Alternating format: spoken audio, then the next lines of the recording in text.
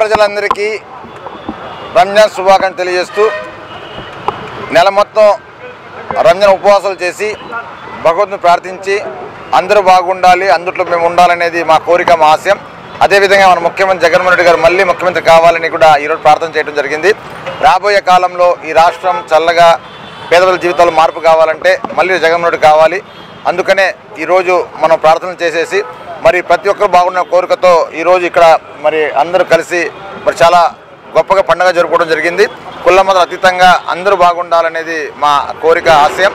అందుకని ప్రతి ఒక్కరు కూడా రంజాన్ శుభాకాంక్షలు తెలియజేస్తూ అందరికీ ఆ భగవంతుడు మంచి చేయాలని, అందరికీ మరి కష్టాలన్నీ దూరం అయిపోయి మంచి జరగాలనేది ఆ భగవంతుని ప్రార్థన చేస్తూ మరొకసారి అందరికీ కూడా రంజాన్ శుభాకాంక్షలు తెలియజేస్తూ ఉన్నాం.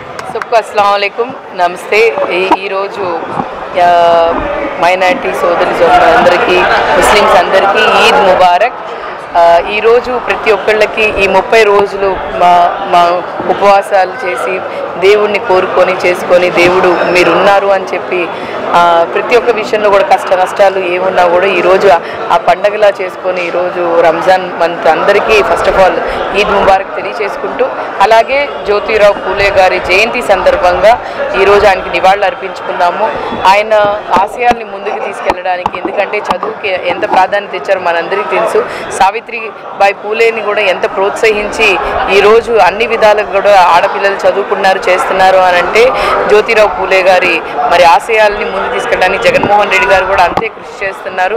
జగన్మోహన్ రెడ్డి గారు విద్య, వైద్యం గురించి మరి ఇచ్చిన ప్రాధాన్యత ఏ రాష్ట్రం కూడా ఇప్పుడు దాకా ఇవ్వలేదు. అదేవిధంగా ముందు కూడా ఇలాంటి నాయకులు అంటే ఫ్రీడమ్ ఫైటర్స్ అందరివి ఏంటంటే అంబేద్కర్ గారు కానీ లేకపోతే ఎవరైనా ప్రతి ఒక్కళ్ళు ఆశయాల్ని ముందుకు తీసుకెళ్ళడానికి, ఈ రాష్ట్రంలో ముందంజల్లో తీసుకెళ్ళడానికి ప్రతి ఒక్కరు కూడా జగన్మోహన్ రెడ్డి గారు కృషి చేస్తారు. అందుకోసం ప్రతి ఒక్కరు కూడా జగన్మోహన్ రెడ్డి గారు వెంట ఉంటే మన సంతోషం, మన ఆనందం, మన కుటుంబం కోసం, మన సొసైటీ కోసం మనం అందరం ఆలోచించడం వల్ల ఉంటాం. అందుకోసం మీ అమూల్యమైన ఓటు ఫ్యాన్ గుర్తుకు ఓటు వేయాల్సిందిగా కోరుకున్నాను. ముందుగా గుంటూరు నగర ప్రజలందరికీ కూడా రంజాన్ శుభాకాంక్షలు తెలియజేస్తూ ఈ రంజాన్ పండుగ పురస్కరించుకొని నగరవాసులంతా ఆనందాలతో, ఆరోగ్యాలతో, సుఖ సంతోషాలతో ఉండాలని చెప్పి 30 రోజులు కఠిన ఉపవాస దీక్ష ఈ రోజుతో ముగిసింది. ఈరోజు ఈదుల్ ఫితర్ నమాజ్ తర్వాత నగరవాసులందరిలో ఆనందం చూస్తూ ఉంటే నిజంగా దేవుడి కృప గుంటూరు నగరంపై ఉందని చెప్పి, అలాగే ఈ ఆంధ్ర రాష్ట్రంపై జగన్మోహన్ రెడ్డి గారి